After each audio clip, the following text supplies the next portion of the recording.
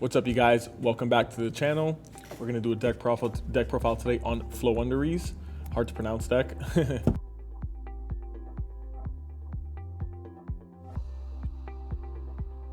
Alrighty, you guys. So we're gonna start off with the Floowandereeze monsters. So here we have Floowandereeze and Empen. He's your boss monster. Some people play two of this card. I opt to play one just because it can get bricky. It's pretty much a good starter card because it gets your deck going, but you don't need more than one if your plays are going off. And you should be ending the game either way next turn, even if you play just one of him. So he says basically face-up attack monsters, effects are negated. He's a 2 tribute monster, and then he also can't be destroyed by battle, basically, if you banish a card from your hand. So I'll read that exact effect to you. It's if this card battles an opponent's monster, you can banish one card from your hand. That opponent's monster current attack and defense become halved until the end phase. So he's your boss monster. He basically keeps your game under control in some matchups. Against, I think, Sword Soul, he's not the best, but because they can opt to just put stuff in defense, but he is great.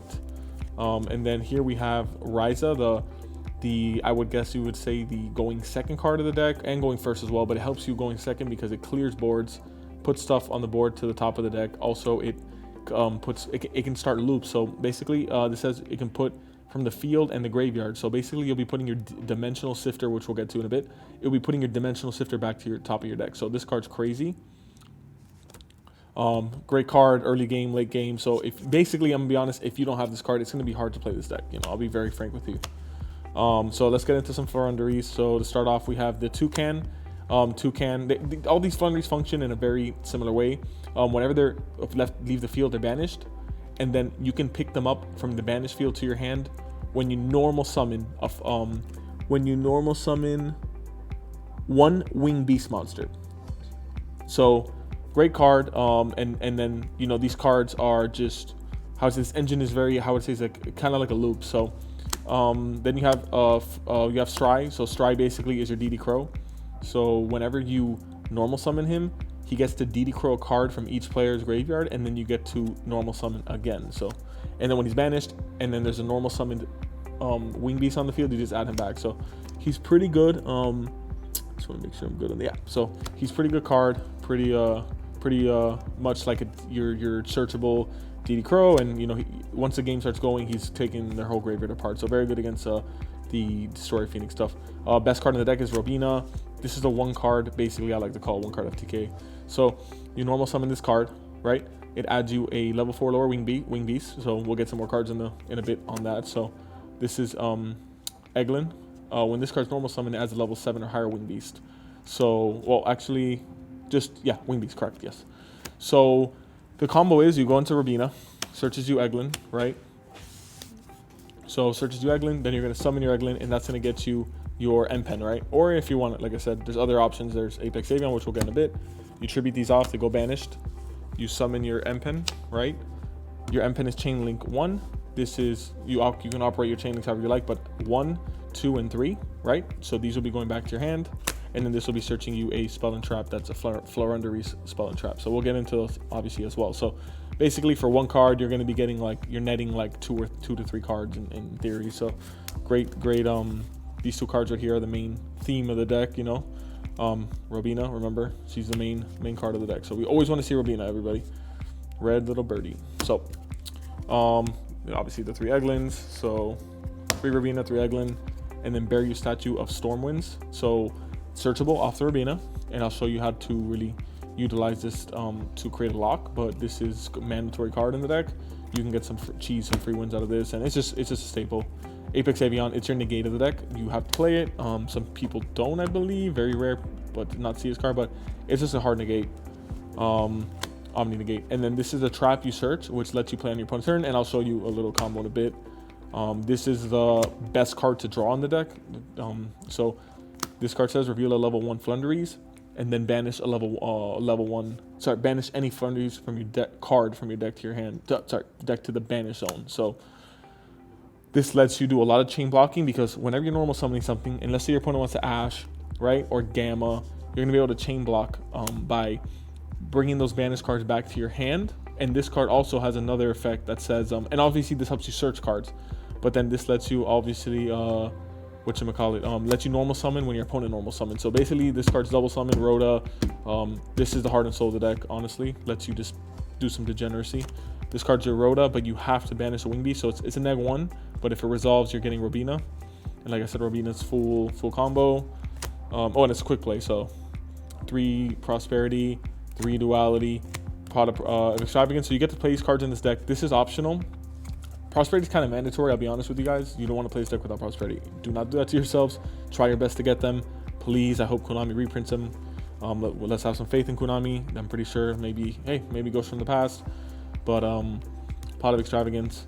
This card is what I choose to play one of. You don't have to, but it's just when you don't have prosperity, this card's insane. So it's your next best thing. And you don't want this to clog, so that's why we don't play 2. But I'm not gonna lie, I thought of playing 2. So call by for the Ash. This deck has an issue with Ash, so I opt you guys to play this, even though it can get pretty bricky and you may not need it at times, but it's pretty good. Gold Sark gets anything banished, so you can just search it. Terraforming. We want to get to that field spell. If you don't play this card, yeah, I don't know. I don't know what to tell you. Jack in the hand. So this is the 40th card in my deck. I don't know what I want to play, so maybe the second extravagance or this. But this basically gets you. They're never gonna give you Robina. They're always gonna give you. You're always gonna get Eglin. But if Eglin and Stry is a pretty decent combo, nothing crazy, but that's why I play one of that.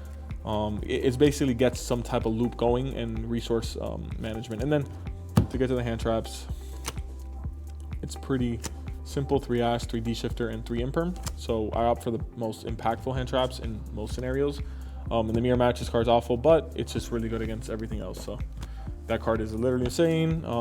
Probably one day may get on the limited list. I think this is just one of those absurd cards. I'm like, what the heck is going on? Why did you print this? Let's get the extra deck. So the extra deck is nothing crazy. You're going to be using it 99% of the time. I have two proxy cards here. One is a random card that I haven't decided on yet. So wait, 3, 4, 5, 6, 7, 8, 9. Yeah, a random card I haven't decided on yet. And then this is Halki Fibrax. So yeah, so it makes it to where you can access code. I was thinking about Borosword, I don't know, just so I can get some OTKs in. But you know, Borosword's an option, but Halki Fibrax is pretty much mandatory in this deck because it lets you make Unicorn, and then with whatever thing you have on the other thing you have on the field turn 2, you can just make your access code. Sorry guys, got a customer in here. But yeah, so let's start off. We have the Promenade. She's basically the Unicorn of the deck. The Nightmare Phoenix. We have the Ascendant Nightingale. You guys all know this combo by now. These 3 cards blow up the field twice. And then I have the package for the if you play against any Dogmaticas, free real estate here. If you can, you know, if they Maximus you, they probably basically lose at that point. So this card's optional. I don't know. I don't like it too much. You have to play this because it's just another target for the access code. So when you start linking up access code for the OTK, this card's good because you can make this, but we're most likely going to be we're also going to be if they send off Maximus, you can get a search if that's possible, but most likely it's usually summoning it. It's a non-banishing target, so it doesn't target. And then Baron Blossom, and then Unicorn. So you know, everything here is pretty simple. And then I want to go some notable mentions in the deck. So for some notable mentions, it's going to be this card. This is like your Stormforth, and then you're kind of like a Pot of Greed, lets you shuffle back Wing Beast and then draw cards up to the amount you put back, which is up to 2. And then you can tribute a card they control instead of tributing a card. But it rarely goes off, and it could be a side deck option, but it rarely goes off.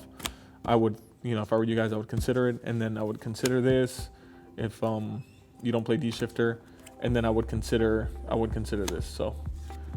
So I thank you guys for watching Deck Profile. We'll be uploading more deck profiles. If there's anything you'd like us to feature, please put it on the comments down below.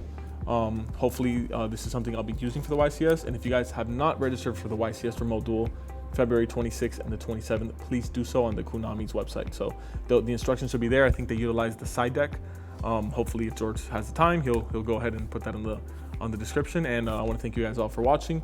Remember to like, subscribe, and watch us go mad for cards in the next video. Thank you.